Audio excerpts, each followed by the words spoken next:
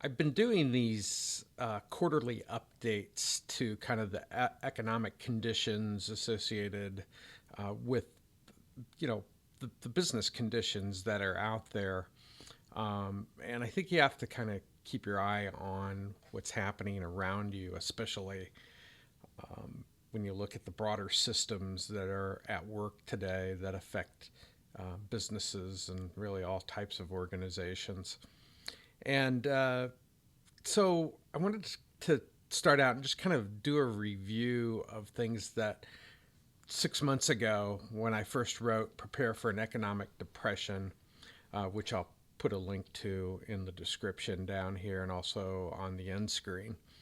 But, I talked about, if you have to have layoffs in your organization, you need to be a leader and first look at your own salary and reducing that and things of that sort. But that's in that um, first video that I put out 6 months ago. And then the second thing was the innovation that you needed to be doing innovation in your organization, being proactive and coming up with new products and services all the way through when the recession, in my opinion, has already started. But that people will debate that till the end. But different organizations are in different spots, if you could imagine that, depending on the industry that you are in. And then the video I did 3 months ago at the end of the quarter talked about bankruptcies and how that might affect your supply chain. People that you rely on as far as suppliers and identifying and being able to, what's going on with their financial situation. Um, I also talked about in that video 3 months ago that you needed to start looking at non-value creating positions. And, we've started to see an acceleration in layoffs.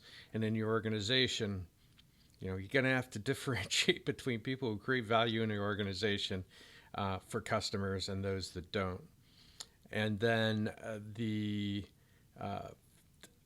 fifth thing, or the third thing from 3 months ago, is that you need to pursue excellence in your organization. Don't get distracted by all of these government things. Most organizations don't have to do DEI and ESG and all that stuff. And my recommendation is, if you don't have to do it, don't do it. There's more evidence coming out that organizations that do ESG, I'll probably do a separate video on that in the first quarter this year, that organizations that are following the ESG standards that are out there, um, you know, reducing their energy and making commitments that don't make any sense, um, their social, their governance, all these things are actually making companies less competitive. And I've talked about this a number of times. You can't, as an organization, you have to compete on a global basis, and we aren't going to have the advantage as time goes by of a strong dollar that we can sit back on and kind of just do the minimum in order and get business. Then I also talked about theft and crime and how that's raised, and the government conditions here of no bail and all these things have created an environment in the surrounding communities that a lot of businesses are located in, where it's very difficult just to get your employees. It's hard enough to get them to come into the office, never mind the fact they're going to get mugged or whatever, on their way in. And so you're going to have to be aware of this, and the fact that as economic conditions deteriorate, that people are going to will be finding ways to supplement their income, and that could be from inside or outside the organization. So there's a lot of really negative things associated with an economic downturn, which I believe we face. So really, what if we just step back and look at what's going on around us? What are the conditions in the U.S. From an economic standpoint? Well, you've got our government spending crazy amounts of money getting involved in things that they shouldn't be involved with, whether it be in energy or even semiconductors. People love to get the money. Just ask the airlines and the banks that got bailed out. But this is not the way capitalism is supposed to work. Um, you know, the government uh, should be doing less. Instead, we've got a government that's just burgeoning, about ready to split at the seams because it can't handle what it does, and they think they're central planners, and that always ends in disaster. We've become, the communists, the way that we run our government now. It's those price gouging companies that are causing inflation. Well, no, government spending causes inflation. Increase in the money supply causes inflation. And so you've got, on one hand, you've got the U.S. government spending just unbelievable amounts. They just passed today, $1.7 trillion. We used to talk in billions. Now we're talking trillions. $1.7 trillion in an omnibus package that both parties supported. So, I think they think their job there is to spend money, and then they're going to be looking to milk you as a company for taxes and price gouging, uh, for blame you for the problem. It's so the economic conditions are bad. But on the other hand, with the government spending, you got the Fed over here raising interest rates to combat the inflation that the government is creating, and it's just an insane scenario. I mean, you can't really make it up. I just don't know whether people are this ignorant in our Congress that don't understand what they're doing, or they've been there too long, which is probably true. Um, but anyway, that's where we're at. The conditions are not very good for the future, and they're getting worse with $31.5 trillion in debt now and rising. Um, the third thing I kind of want to mention here, other than the conditions and kind of the things that I suggested businesses do, is the chance of recession. Now, when I first wrote that article or recorded that video 6 months ago, the chances of a recession, I'll put up the data on this, but 6 months ago was 25%. It was kind of where economists landed, and the chance of recession. Today, it's 70%. So, what I've been saying is, I could see it coming. I just not only talking to businesses in different types of organizations, but also having a little bit of savvy around economics and what actually causes inflation. But, I called this 6 months ago. I told you that next year you need to start planning for this. And it's going to get pushed to 2023. I'm guessing maybe the second quarter, maybe third quarter of 2023, maybe the fourth quarter. But I think you're going to start, if you haven't felt it already, which many organizations have, many executives have, you're going to be feeling it soon. And it doesn't really matter what industry you're in at this point. Everybody's being affected by inflation, and their employees are affected. Your organization's being affected, both directly and indirectly.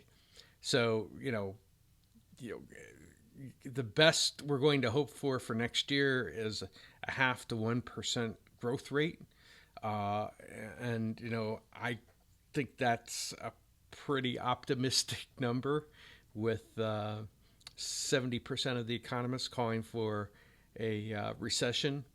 And you've got other things that are creeping up now with these the interest rate rising, or the Fed funds rate rising, and that is that we have zombie companies out there. Now, a zombie company is just a company that is highly leveraged, lots of debt in it, and right now, somewhere in the 18 to 20% of companies are zombie companies. They've just got a lot of debt, and when the cost of servicing that debt goes up because of the Fed funds rate, now you've got even more companies kind of under the gun, where it's going to be more difficult for them to meet their debt obligations.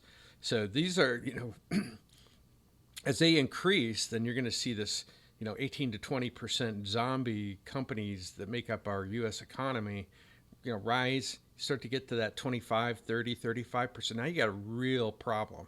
You've got a problem that's going to affect, and that's why I suggested, as I mentioned at the beginning, you need to look at your supply chain and the people that you're doing business with and what's their financial condition. And, are they going to be partners? Or are they going to put you at risk, you and your organization? If we want to go to some of the extremes out there, there's a gentleman by the name of David Hunter has a deflationary bust forecast where market's going to go down to 80 to 80%, I believe is his number. Once we're going to hit some type of a peak.